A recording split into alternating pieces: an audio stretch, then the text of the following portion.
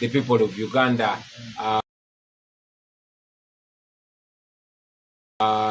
Bundibujo, Ishaka Bushenyi, Rukunjiri, Ntungamo, and Isinjiro for welcoming us massively. Actually, we got a new friend from Isinjiro.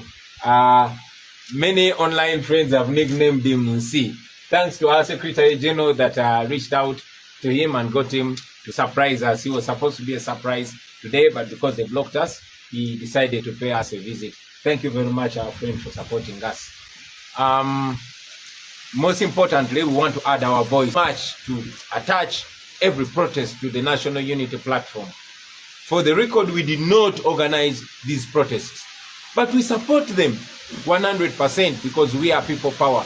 We stand against corruption, therefore we support and are willing to give every kind of moral and otherwise support to the people of Uganda supporting. We celebrated that now the people of Uganda are taking it in their own hands. It's no longer a particular party. It's not NUP or any other party. It is the people of Uganda. We support you.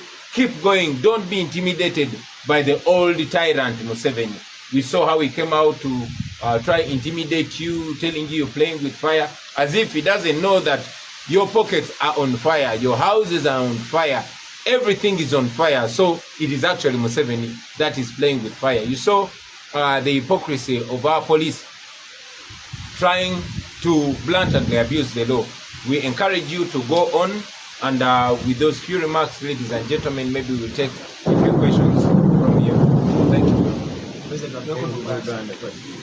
Can you first finish English and then we do both and then questions?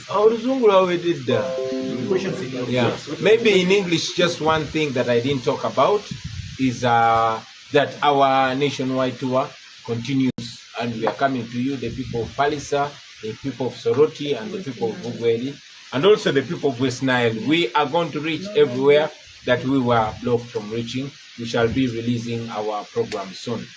Mr. President. How about our nationwide tour continues, and we are coming to you, the people of Palisa. Thank you very much. Mwebale nnyo bannange kujja ne mutuwuliriza kyetugamba oluvannyuma lw'okusalako ekitebe kyaffe. Olunaku lwa leero tetubadde bakwogera nammwe nga tuli wano, tubadde bakwogera eri eggwanga nga tusinziira ku kitebe kyaffe e Kavule.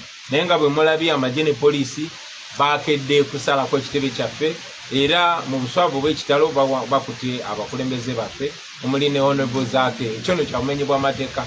Mulabye nga bwe bagezaako n'okusikambula pulezidenti waffe, ekintu kyekuvumirira ennyo. Olunaku lwa leero tulina okuba nga tujaguza emyaka 4 bukyanga tusaba okulula ekibiina kya NUP eri eggwanga. Emyaka 4 egyo egibaddemu okusoomoozebwa kungi n'egibaddemu n'obuwanguzi bungi. Twasaba ekisaawe eky'Ekololo airstrip kubanga kisaawe kya ggwanga mulabye ng'ebibiina eby'enjawulo bikolerawo emikolo n'abantu n'abeesanyusaamu nga babeerawo. Kitegeeza nti naffe nga bannayuganda tulina eddembe okukozesa ekisaawe ekyo, naye abakiddukanya baatugamba nti kiri mu kuzimbibwa. Newankubadde nga wabaddewo emikolo egigenda mu maaso, waliwo n'emikolo egitegekeddwawo mu kiseera kyekimu kye twasaba, naye aba NUP bakisaba ne bagamba nti bali mu kukizimba. Tetugenda n'okuwanika, tetugenda kulekeraawo kubanga tulina okukola omukolo ogw'amaanyi ogujaguza emyaka 4 ga NUP, era ensonga tujagiriko. Naye olunaku lwa leero bannaffe bawambiddwa ku kitebe kyetuvumirira era tudimandinga okutebwa kwabwe embagira okuba tebalina musango. Twayagadde nnyo okwebaza abantu b'omu Western Uganda, ebundibujo n'ebitundu bya Nkole, omuli Shaka Bushenyi, omuli Rukunjiri, omuli Isinjiro n'omuli Ntungamo. Mwebale nnyo okutwaniriza. Twafunye ne mukwano gaffe ono omupya abasinga mwamulabye ku social media ng'atugoba atubuuzeeko atulaga omukwano. Twasiimye nnyo ssebo. Era Secretary General waffe lazima yasaze amagezi n'akwatagana naye, era abadde wakutusurprisinga aje amutwanjulire, naye oba oli awo anatuwayo akagambo ku kyaliwe gwatutuusizaako. Weebale nnyo, weebalire ddala. Nalabye ng'ab'oku internet mwamutuumye ensi, naye ekyo tujja kyogerako oluvannyuma. Olunaku lwa leero twagadde n'okugatta eddoboozi lyaffe ku maloboozi amangi ag'Abannayuganda agawagirwa Abannayuganda naddala abavubuka abavuddeyo kulwanyisa enguzi. Gavumenti ya Mwami Museveni nga bwe badde nga efuba okubuzaabuza n'okwonoona buli mulamu Abannayuganda gwe batandika nge gwataakinga ku muntu omu oba ku kibiina ekimu, bafuba okulaba nti okwekalakaasa kuno nga Abannayuganda bavumirira enguzi baagala kuteekako NUP.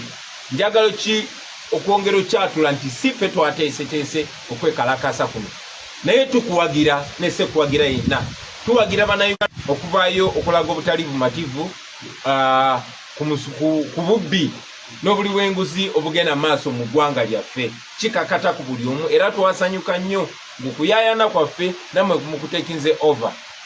Baagala okukituntuma NUP oba kituma abakulembeze abamu so that babakwatira ewaka oba babakwatira ku bitebe byabwe nammwe mugwamu amaanyi.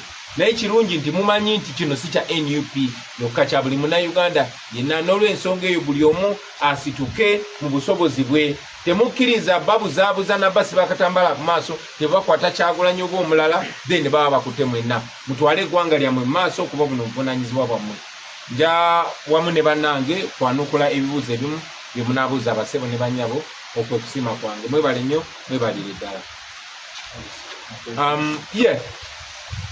Mpozi nga nvira ddala waggulu kanyongere n'okusuubiza abantu baffe abatulindiridde wiikendi etandise, ab'e Palisa, ab'e Soroti, ab'e Bugweri, tujja naye ne mu bitundu ebirala nga West Nile ne gye tutaatuuka gye batulemesa naye lazima tujja kutuukayo nga Mukama yembezi waffe. Mwebale nnyo, katuline ebibuuzo byammwe.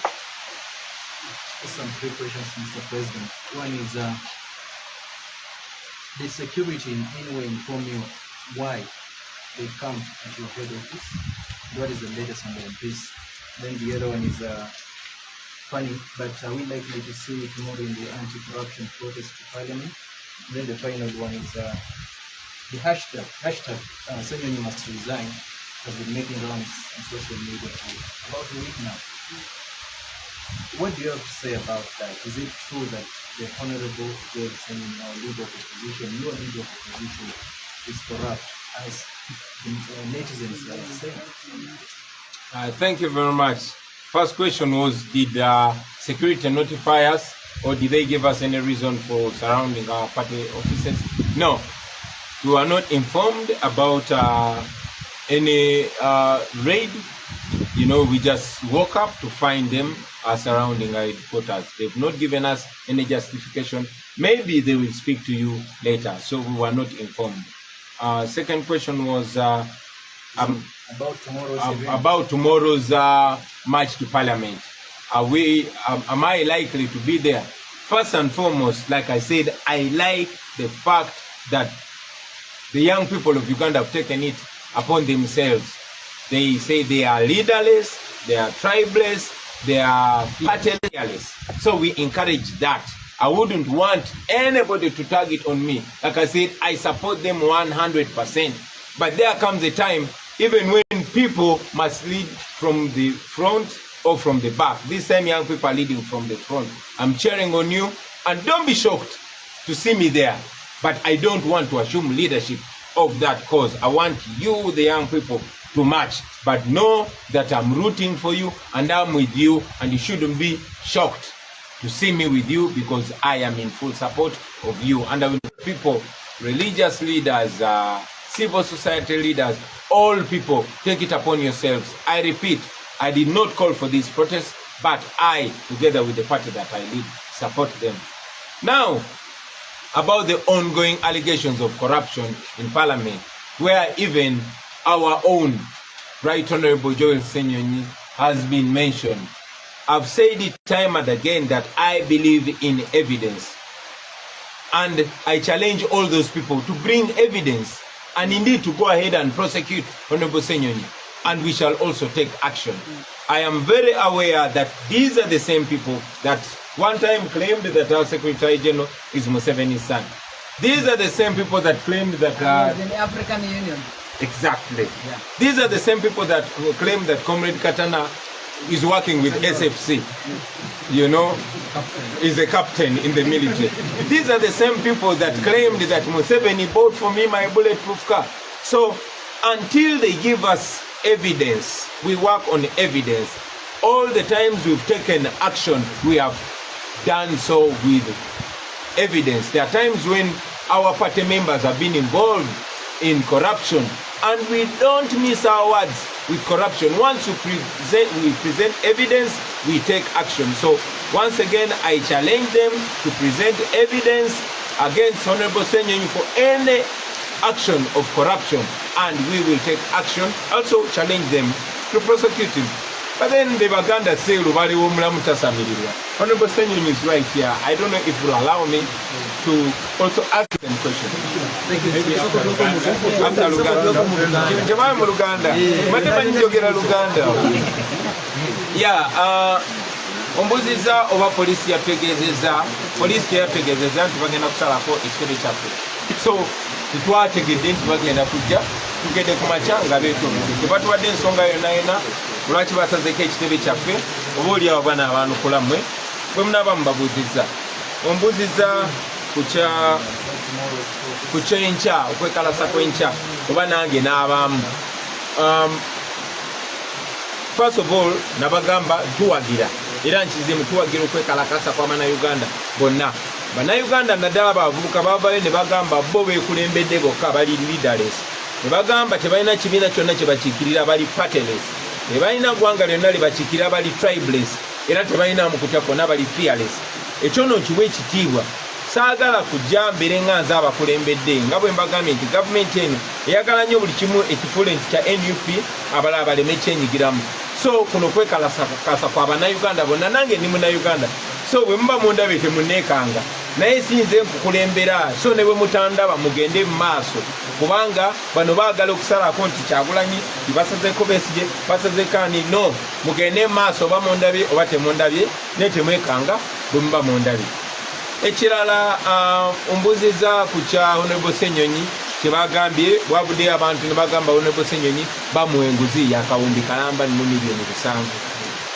Nkimanyi bulungi nti be bano abantu be bamu abaali bavuddeyoko ne bagamba nti Secretary General waffe Comrade Lubongoya mutabani wa Museveni, baavayo ne bagamba Comrade Katana akola wa SFC musirikale, baavayo ne bagamba nti emmotoka yange buli tuufu Museveni yagengulira, era ne bagamba nti yamperamu biliyoni ne biliyoni za ssente. Bazze boogera ebintu bingi. Mbasoomooza olunaku lwaleero okugyayo evidence oba obukakafu obulaga nti Honorable Senyonyi yenyigira mu buli bw'enguzi bwonna bwonna, then tutekinge action iffe. Namubasoomooza n'obasoomooza kuba bye balina obuyinza bamuwalewale bamukube mu mbuga z'amateeka. Buli we tutekinze action, buli wenvuddeyo nembaako kyenkola mu buyinza bwange nga kwotadde n'okugoba abo be tukola nabo, badde nkolera ku bukakafu. Bannaffe abali mu kibiina kyaffe benyigira mu buli bw'enguzi obwa miliyoni nyingi mu commission ku evidence. Era njagala evidence oyo, yenna ayina evidence oyo nga bajja bino babayisa ku internet, mubise ku internet naffe mutwe evidence eyo tubeeko kye tukola. Naye era lwebaera obw'omulamu tasamirirwa, Honorable Senyonyi naye waali wano nandimusabye atulambulire mu nsonga ezo mu bulambu bwazo. Mwebale mwebale. I believe before he takes that on, I want to thank you, the media.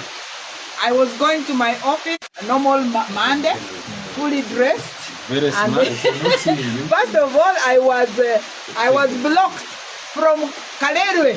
So we had to walk all the way up to the office and diverted up to Apollo Kagwa Road, and my only weapon was my rosary, 7 sorrows.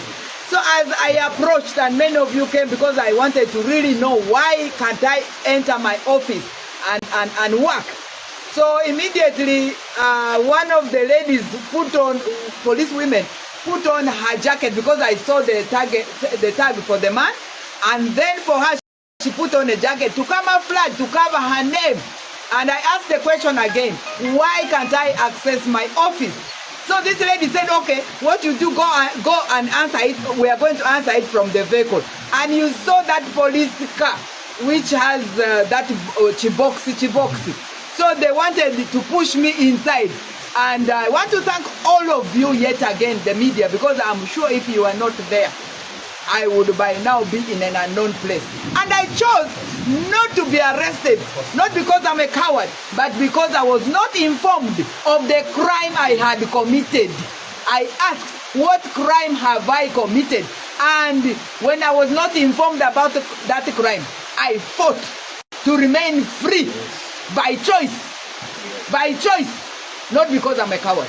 Actually, if I had committed a crime or had been informed, I would have climbed that van and entered it. 1, 2. I want to thank the team that was there. And also, what happened was I held the vehicle. 5 of them were on my leg, another one on my back, and so on. But they struggled in vain because I know there was a higher power with me. There was. And I want to thank each one of you for also making sure that I came here. We would like, therefore, to continue to condemn the unlawful occupation of our offices. We want to condemn the unlawful abduction without informing the people why you are arresting them and all their rights. The police, we condemn it in totality. In fact, I'm going here straight to go and make a police statement because they totally tore my beautiful suit. And many other things I've lost. Thank you very much. And I also know that whatever is on the leader of opposition is the usual diversion and wanting to create hatred about him. Okay, we will stand by him. Thank you very much. That is, I'm happy. there goes our able Deputy President. Maybe before I give opportunity to our leader of opposition, I would like to kindly ask our SG to give us a small brief of how we've ended up with our brother here. See.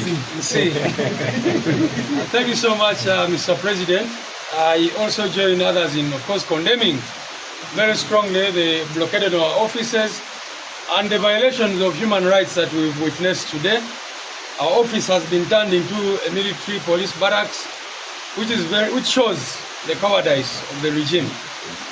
Well, today we are celebrating 4 years, and like the President said, we are meant to have a very big function. But today we are meant to have a press conference to set stage for that. Like the President said, we shall continue to ask for Kololo because we believe we also as citizens have a right to use that venue. If it means going to the Equal Opportunities Commission, if it means going to courts of law to demand that we are treated equally as other citizens, we shall do that. But some people have been asking, why commemorate? The journey has been long. The journey has been having many challenges, trials and tribulations. Many people are in prison as we speak because of association with us. Many have been killed. So we wanted to pray for them at this occasion and to stand in solidarity with them.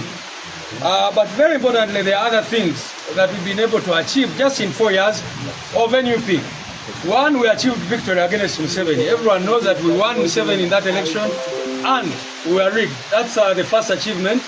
The second achievement, we've been able to get thousands of political prisoners out of detention. We've supported them with welfare. We have been able to have mobilization committees all across the country. We have also been able to establish a school of leadership and to have the best headquarters of any political party in Uganda and perhaps East Africa. We have also been able to expose the regime, internationally. You have seen sanctions and all that. But most importantly, we've been able to awaken the people. I think the greatest achievement of NUP and our President, Robert Kyagulanyi, in this country has been to involve people like this. This is the reason why this man, we brought him today. This has been the greatest achievement. People like him, who used not to be concerned about politics. This man here has been selling bananas in Isinjiro. But to see that he thinks that he also has to get involved in politics, in knowing the direction of the country. That is the largest and biggest achievement of NUP over the past 4 years. Awakening, but to see that and to make sure that he also, a person like Rosio Kihura is involved also in the politics of our country. So that's what I wanted to say. Muluganda,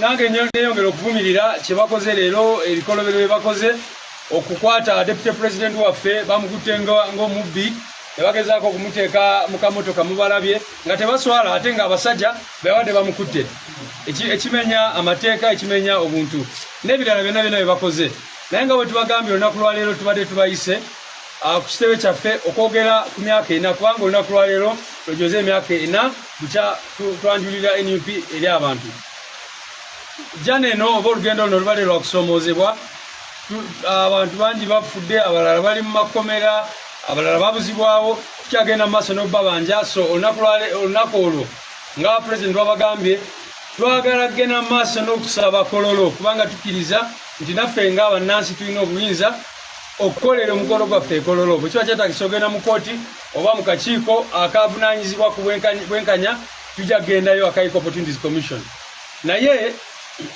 tubadde twagala n'okwogera ku biki bye tutuuseeko ng'ekibiina okukunga bannayuganda okuteekawo offices ezakabi ezisinga mu nsi mu Uganda yonna ne mu East Africa okulaba nga tutaddeko obukiiko bwaffe mu ggwanga ne tubeera abantu baffe ne tubayambako mu welfare abantu abali mu makomera baali eyo mu 10,000 bwe twaviira mu kulonda kati basigadde batono nnyo era tukyagenda mu maaso n'obabanja n'ebirala bingi nnyo bye tugenze mu maaso n'okutuukako naye ekisingira ddala kye tutuuseeko nga NUP nga people power ate achievement esinga nze gye ndowooza omukulembeze waffe gy'aleese nti abantu abatali mu byabufuzi abali nga tebibakwatako ensonga z'eggwanga lyabwe kaakati olwa NUP ne people power twesanze nga abantu ba bulijjo benyigira mu byobukulembeze oba ebifa ku nsi yaabwe kyova olaba olunaku lwaleero tuyise ono omusajja gwe mbadde mulaba trending ne tugamba beere naffe ku lunaku luno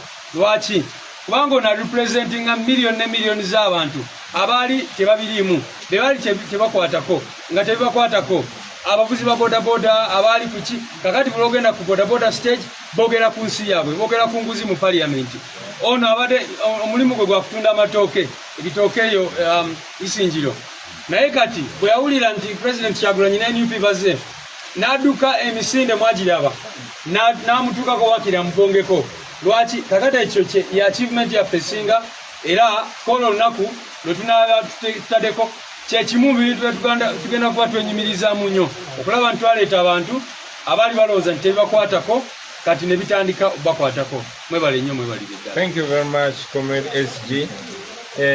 Kayihura nawe Uganda oginako mugabo ng'oli Kayihura sebo right honorable leader of opposition.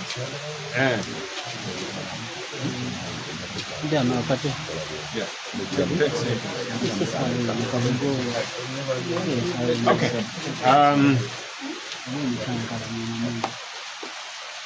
Okusookera ddala Kabugo. No, it's okay. Take it. No. Jina masuka president. Ono nkwatirawo. Otideo. Bafutagali amangi. Ono nkwatirawo. Ddala twagala okwebaza Katonda kubanga tuwezezza emyaka ena. Kyatwanjula ekibiina kyaffe eri eggwanga. Bingi Katonda byatusobosezza okutuukako okusomooza kubadde kuyitirivu.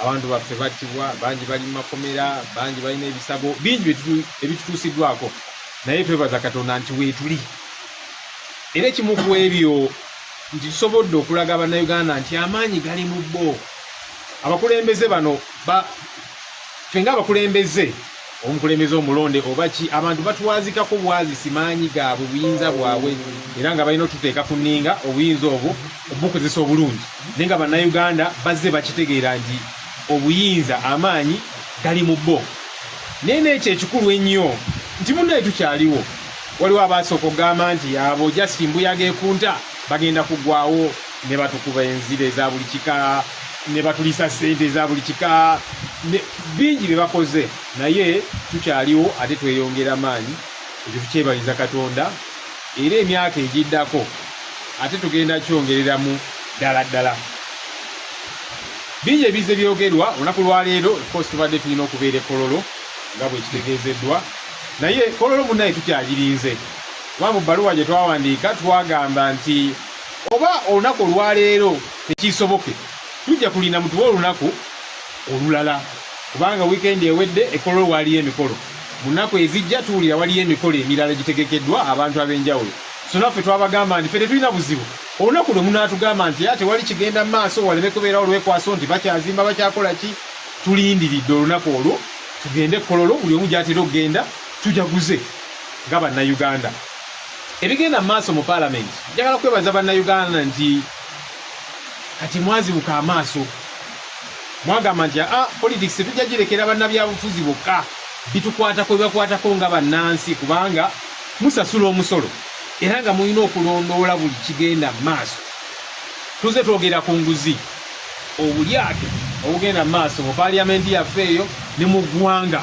era twebaza bannayuganda nti nabo beesowoddeyo nga boogera ku nsonga zino nga babanja embalirira nga babanja obwenkanya kati nga bwe tulemera ku bintu bino era muzze mulaba ababiremerako babakwata abamu bali mu makooti babasibye aba ne babetekako zi propaganda ez'enjawulo naffe ng'abakulembeze munange tekibeewuunyisa nga bwenzize ŋŋamba nti buli bw'olwanyisa enguzi nayo ekulwanyisa kyekigenda mu maaso baagala tusirike abamu ofcourse muze mulaba bawambye abamu bali mu makooti makomera kakati abamu bagamba nti omukulembeze ono bwe tunaamukwata abantu bajja kunyiiga nnyo katumusiiga akasa tumukube propaganda naye kirungi nti bannayuganda bagamba nedda temujja tubuzaabuza bwe muba mugamba ndi Ssenyonyi oba omuntu omulala yenna yali enguzi ate nga mugamba mulina obujulizi mumuleete kubanga bazze bagamba balina zi audio balina obujulizi bannange anaazina takumba bw'oba olina obujulizi bufulumye era nange wendi omuntu yenna alina obujulizi ndi Ssenyonyi alina enguzi gye yalya oba ki wendi bankube mu mbuga z'amateeka nga bwe bazze bakola abantu abalala kuba mugamba obujulizi mubulina naye tebagenda tusala sipiidi tebagenda tumala mu maanyi enguzi tujja giremerako paka nga tugirwanyisa era abalowooza nti bajja kukola ebintu bino blackmail propaganda batukangekange mu kugobereranga bwe nali nkulembera akakiiko akakosase ne tulwanyisa enguzi mu bitongole bya gavumenti ebisinga ate nga bwe tulwana nabo agezaako okubalwanako sipiika wa paalamenti ne mugamba kakati gwe kikyoyagala lwaki tondeka nenkola omulimu gwange agamba kakati bannamawulire mubafulume tebalina kubeera mu zikomiti meeting nennemerako neŋŋamba zino sente za bannayuganda ripooti ne tuzifulumya ezimu ng'agamba ezo temujja gipresentinga kubanga nga eyolesa obuli bw'enguzi obuyitirivu ezo entalo tuzibaddemu nnyo kakati bwe nafuuka leader of opposition neŋŋaa kakati abantu bano nja balabisiza ddala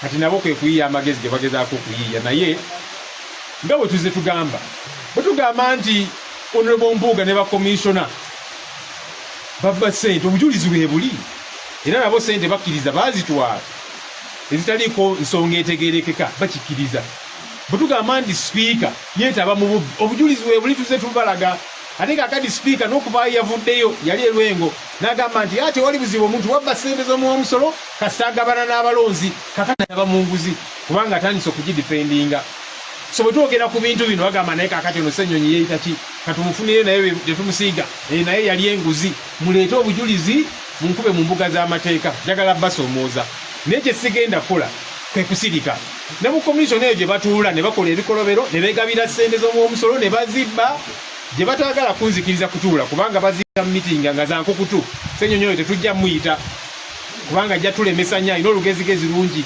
batuula eyo komishoni kati eringa crime scene of crime kyovulaba tebampita kutuula mu meeting ezo jasigala nga njogera ku nsonga zino paka ate ndi musanyufu nti bannayuganda beetabye kulwanyisa enguzi kubanga bavudde nga bagamba nti kakati ku lwokubiri tugenda kumba nga tugenda ku paaliyamenti tetukiwagira okumakinga nga muli mu mirembe tewali akutte kissi tewali azze kulwana naye mu mirembe era sipiika njagala musoomooza kubanga juzi yayaniriza abajja okwekalakaasa ow'ekitiibwa Ssekikuubo naye batandika mukubako propaganda kubanga tutambuza censure motion y'abakomishona olw'okubba ssente yayaniriza abantu abo bajja nti bazze okwekalakaasa olwamubaka waabwe Ssekikuubo talabikako n'ebirala ne babaaniriza bulungi nga bakutte ebipapula byabwe ne bayingira paaliyamenti sipiika n'abawuliriza kakati sipiika twagala okusoomooza lekera okubeera n'akatengo bannayuganda bagamba nti bajja olunaku lw'enkya mu mirembe nabo baanirizibwe bayingire paaliyamenti oba mwagala okubaaza mubaaze megeshuwa tewali alina kisi tewali alina kyakulwanyisa bajja mu mirembe bannayuganda nga bwe tubawuliriza bajje mu paaliyamenti banjule ensonga zaabwe ku bubbi obugenda mu maaso mu paaliyamenti ne mu ggwanga lyaffe kasubire ekyo kinaakolebwa kubanga bano bannayuganda ate baddembe okuyimusa amaloboozi gaabwe ne bawulirizibwa nga bwe kirina okubeera. In English. Firstly, we want to thank God that as NUP we have made 4 years since we unveiled the party to the country. Incredible milestones that we have been able to hit. Of course, there's been challenges. Some of our people have been killed, others in jail, brutality, and so many other quandaries that we have grappled with. But we thank God that we are still strong. We have been able to inoculate into Ugandans the idea that power belongs to them. That's very important. And that's why they're rising up. They're saying this is no longer a matter of the leaders. Power belongs to the people. That's incredible, a fact that Ugandans have grasped. And also the fact that we are still present, alive and kicking, because many said that's a moving wind. It's going to cease. They won't have any future. Here we are, growing stronger by the day. We still look forward to celebrating in a very formidable way our anniversary. We did ask for Kololo, and we are waiting because we told them if 22nd is not available for whatever reason, it's okay. Let us know any other date. The other weekend there was some activities happening at Kololo, some celebrations. The coming days we are told other groups have certain engagements. Even NUP, we have a right to be at Kololo, so we are waiting. We have not given up on that idea until they tell us, we have finished whatever excuse they have put in place. We shall be patient and wait until we get to celebrate. Now, we want to thank the people of Uganda because risen up against bad governance, against corruption. Now this has ceased to be a matter of just us politicians and political players. The people of Uganda are saying, wait a minute, we are taxpayers. Our money ought to be put to very good use. And you know, whenever people rise up, they will be singled out. There are some people that have been kidnapped. You have seen others have been thrown in jail because they're talking about corruption in parliament and elsewhere. For some other leaders, they will say, this Senyonyi here, if we arrest him, maybe the people will be angry, or whatever the case might be, or any other leader. Let's now just use propaganda against them. They'll use all manner of things. And as I keep saying, when you fight corruption, it fights back. But that doesn't mean we shall stop fighting. We shall keep fighting every step of the way. There's all this propaganda moving around. As you're saying, these other people are thieves. Even you got bribes, and we have evidence. And I have said, look, if you have evidence, they're saying they have audios, evidence, and so on, produce it. Take me to court. Because we are all interested in fighting corruption. So if you have any iota of evidence against me, I am available. Take me to court so that we fight corruption. Because whenever we have said Honorable Mpuga and the other commissioners were involved in corruption, the evidence is there. And they have actually accepted they took this money for no reason whatsoever. Whenever we say that the speaker is involved in corruption, the evidence is there. And in fact, the speaker has made it even easy. She is now out there defending corruption. She was in Luengo and she said, it is okay to steal for as long as you share with your voters. That's an admission of corruption. So all this overwhelming evidence is in place. So if you have evidence against Senyonyi or anybody else, produce it. Let it be produced before courts of law so that we deal with corruption regardless of who is involved in this corruption. When I was chairing Kosase, many of you kept following the happenings as we were battling corruption in different entities. As we were fighting the corruption, who was defending them? The speaker. Saying, now Senyonyi did these ones. Now keep the media out and so on. I said, no, we must expose this road. For some of the reports, we produced reports, and the speaker said, no, you will not produce that, we will present that report. Why? Because it was exposing the road. That's been the back and forth, which Ugandans have been watching. So this propaganda is not going to in any way derail me. No, it will not. Even the commission where I am a full-fledged member, they don't invite me for meetings because they continue to meet and cut deals quietly. So they know if Senyonyi attends these meetings, he's going to disorganize us, he has lugezi-gezi and so on. I will continue having that lugezi-gezi. I will continue speaking out.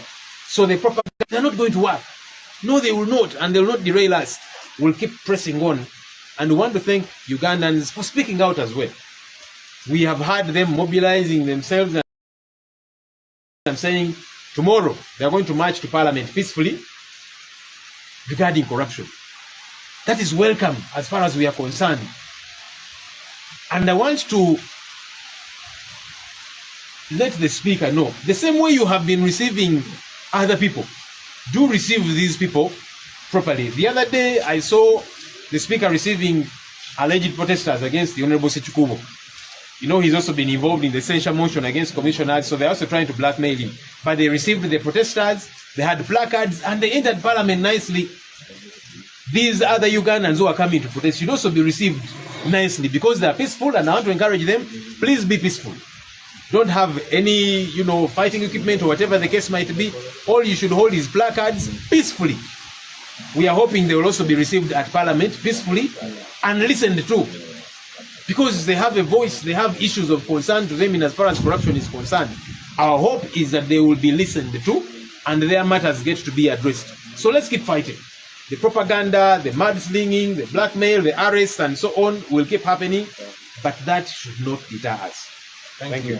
Thank you very much, Right Honorable Senyanyi, for making it very clear.